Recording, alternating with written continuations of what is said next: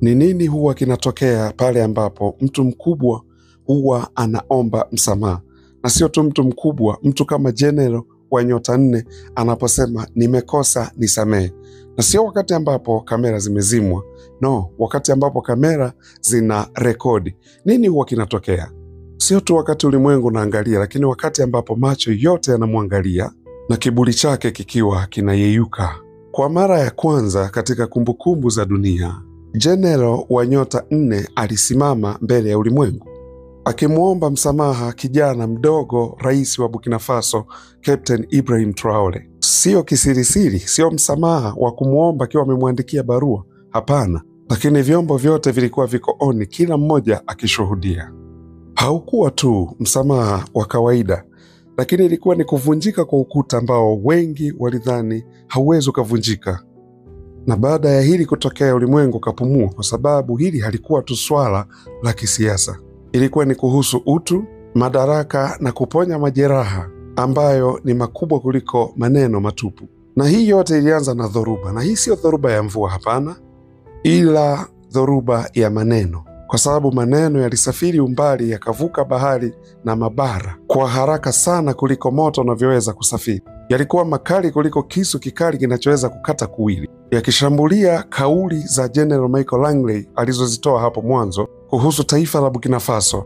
Onyo lake na vitisho vyake vilitangazwa katika vyombo mbalimbali vya habari ili ulimwengu uweze kusikia. Kwa mwanzo ilionekana tu ni kama mwanasiasa fulani hivi anaongea. Mstari mwingine katika historia ndefu sana ya viongozi wa magharibi wakiwa wanaongea vibaya kuhusiana na viongozi wa Afrika. Lakini wakati huu kuna kitu kilikuwa kiko tofauti. Ulimwengu haukunyamaza kimya ukalala chini, hapana. Waliamua kuongea kwa yale ambayo yamekuwa ni maonevu kwa watu wa magharibi, sio tu kwa miaka mingi, labda kwa karne kadhaa. Huko Harlem wazee walikuwa wamekaa nje ya saluni huku wakitikisa vichwa vyao wakisema, tumewahi kusikia hadithi kama hizi mwanzo.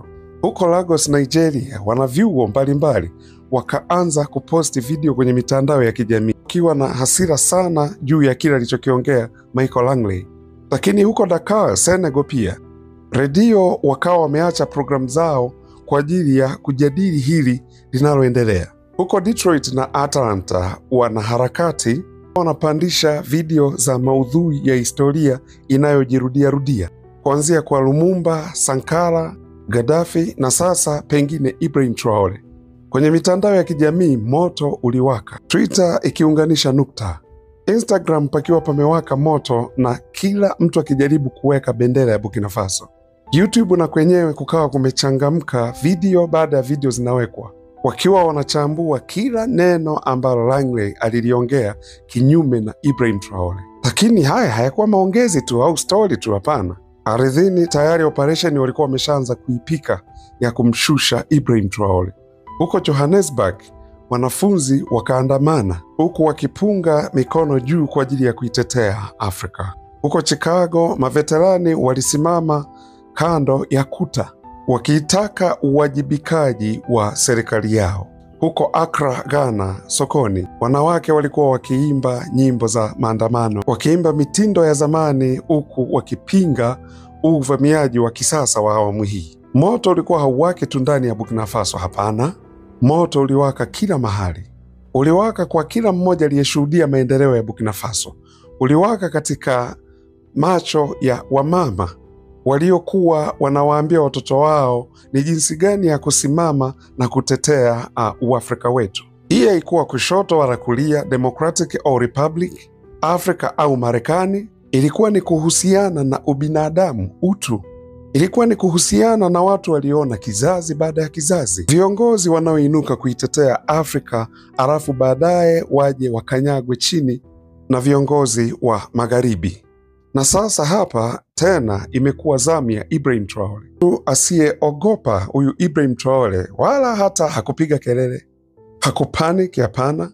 Alisimama imara, sio tu kama analibeba taifa lake tu, hapana, lakini kumbukumbu ya wote waliomtangulia.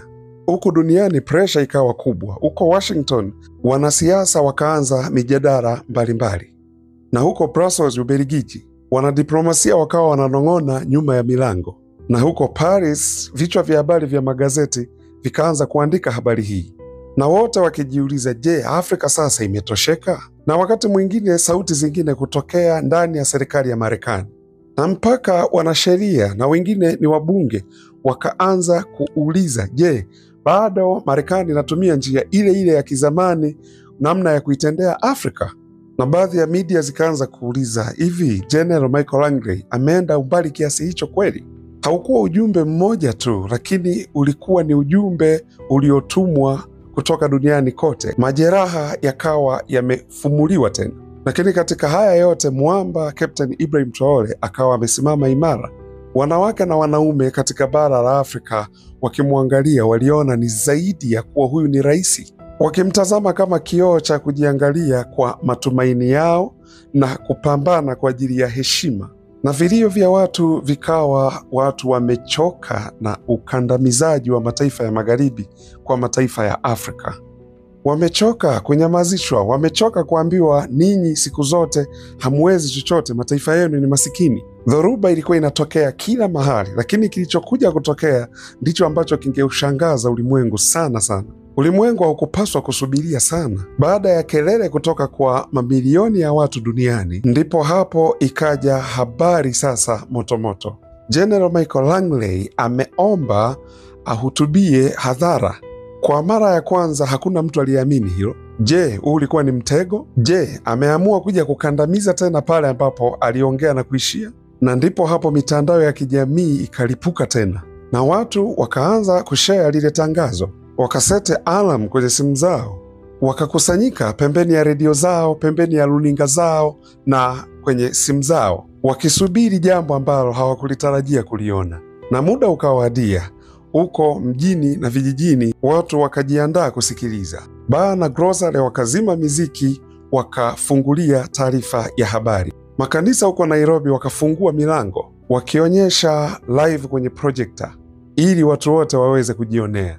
Huko masokoni redio wakazinunulia batteries ili watu waendelee kusikiliza. Na huku watu wakiwa wamekusanyika, wengine wakiwa wanaegemea mabega ya wenzao, ghafla kwenye skrini General Langley akatokea akiwa amevaa magwanda yake ya kijeshi. Amesimama imara kama mtu shujaa, lakini uso wake ulikuwa unaongea kitu kingine. Hakuwa tena na ujasiri usoni kwake kama mtu anayetaka kuja kutoa onyo. Hapana, huyu aliyesimama awamu hii alikuwa ni mtu anayeonyesha ubinadamu usoni kwake.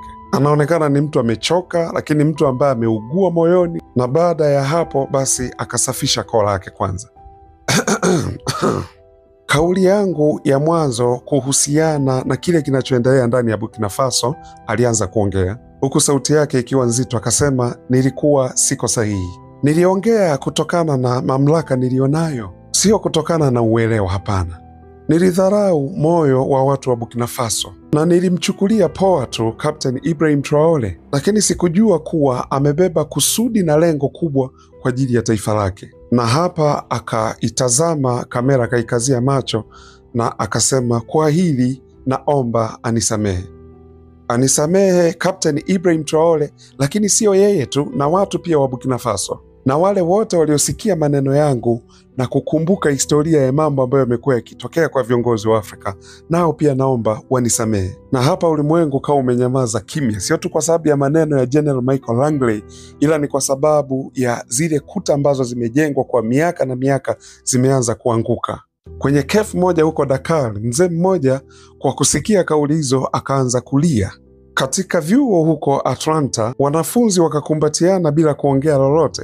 Katika miji ya Johannesburg huko Afrika Kusini, watu wakaanza kuongea, wakasema, yes, huu ndio binadamu, huu ndio utu tuliokuwa tunautaka. Na wakati huo basi kamera zikazimwa na kila mtu akiwa anaongea ni nini ambacho kimetokea ama kimeendelea. Wakawa wanajiuliza, je, kuna pressure yoyote au ni masuala ya kisiasa tu haya ama ilikuwa ni mipango?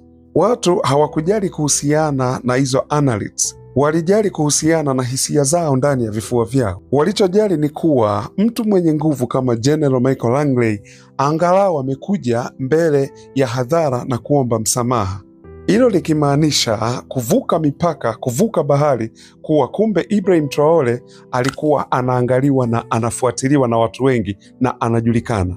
Kumbe alijua ni nini alichokuwa anakifanya kwa wakati huo, na alijua ni nini wanachokiwaza, lakini uso wake ulikuwa ni mtulivu kabisa. Ni mtu ambaye hakuhitaji watu kumwomba msamaha kwa kile anachokifanya, lakini alijua uzito wa kile kilichotokea, sio tu kwa ajili ya watu wa Burkina Faso, sio kwa ajili ya Waafrika, ila ni kwa ajili ya kila mtu mweusi ambao wamekuwa wakitendewa vibaya, kwa ajili ya kila kiongozi ambaye ameuawa kwa ajili ya kudai uhuru, kwa kila nafsi ambayo imekuwa ikisubiri kizazi baada ya kizazi kwa ajili ya haki, iwe ni kidogo au kwa ukubwa. Kuomba msamaha kwa General Michael Langley ilikuwa ni kama kuangusha ukuta wa Babeli au ngome za Yeriko, na hapo mwanga au nuru mpya ikawa inaanza kuangaza. Lakini bado hadithi ilikuwa haijaishia hapo.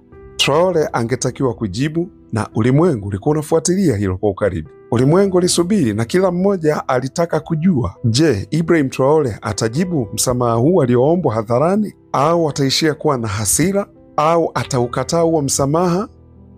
Watu wakiwa wanasubiri siku mbili, kukawa kupo kimya. Hakuna taarifa yoyote kutokea Wagadugu, hakuna hotuba, hakuna mahojiano yoyote yale.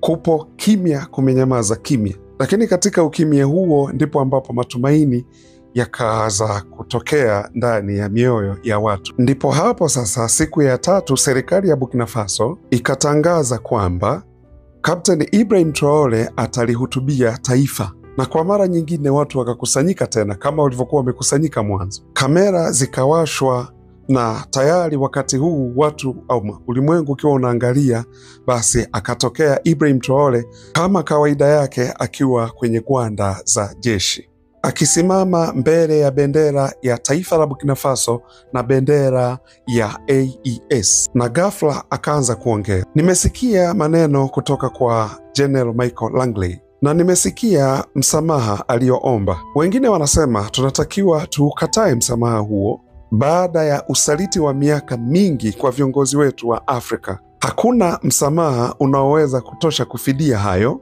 na mimi ninaelewa maumivu yake. Na hapa akaikazia macho kamera, akasema utu wetu ama ubinadamu wetu haukupewa kwetu na mtu yeyote yule. Hii siyo zawadi, hapana, na siyo tu kupendelewa. Utu wetu ni utu wetu kwa sababu tumezaliwa hivi kwa damu, lakini na roho pia. Lakini mtu anapokuja ulimwenguni alafu akaanza kuongea mambo yake kwa kiburi, lakini baadaye anapokuja kuona makosa yake na kuomba msamaha, sio kisirisiri tena, amekuja hadharani, hapo ndipo na sisi inabidi tuwe kama binadamu, tuende na ule utu. Hapo inabidi tumwelewe. Hapa mwamba akanyamaza kidogo, akisubiri yale maneno aliyoyaongea yazame, alafu baadaye akasema lazima tukubaliane na msamaha aliyouomba, sio kwa sababu sisi ni dhaifu au kwa sababu tumesahau historia ilivyokuwa, hapana, ila ni kwa sababu sisi ni watu imara kwa uponyaji. Huko mtaani shangwe likalipuka kwenye baa, kwenye makanisa na huko mitaani, kwa sababu Traore hakuwa tu anamsamehe General Michael Langley, alikuwa anaonyesha madaraka yanatakiwa kuwa namna gani. Hakuwa anaomba kwa ajili ya heshima, ila alikuwa anaiamuru heshima. Na kwa General Langley akaendelea kusema mwamba Ibrahim Traore, ninasema hivi, ebu msamaha wako usiwe wa maneno matupu, ebu uwe ni mwanzo wa kitu fulani hivi kikubwa, ebu hii iwe ni alama ya kuwa vitisho sasa wakati wake umeisha na wakati wa kuheshimiana umeanza. Na akainua mkono wake sio kwa hasira ila kwa umoja, na akasema kwa watoto wa Afrika wenye ndoto na kwa wahenga wetu waliopamba na kwa sauti zote zilizowahi kunyamazishwa ama viongozi waliowahi kuuawa, leo tunasema hivi, tunasema sisi sio maadui zenu, sisi sio wakandamizwaji, tuko sawa. Basi matangazo yakaishia pale, lakini sasa zile hisi hazikuishia pale, ila zikaendelea. Watu wakafurahi sana kwa majibu ya Ibrahim Traore yenye busara, yaliyojaa hekima na akili kubwa sana. Ni kwa sababu historia sasa imekaa sawa, sio kwa sababu ya kupigania, hapana, ila kwa sababu ya ujasiri, na historia sasa imerudi mahali pake, kwa sababu mtu mmoja alisimama imara na kuonyesha ulimwengu kuwa heshima sio ya kutishiana na haiwezi kununuliwa, ila tunahitaji kuheshimiana. Na katika hayo ni kwamba mbegu mpya katika ulimwengu mpya ilikuwa inaanza kuota, na sasa historia ya utukufu na heshima inarudi kwa Waafrika.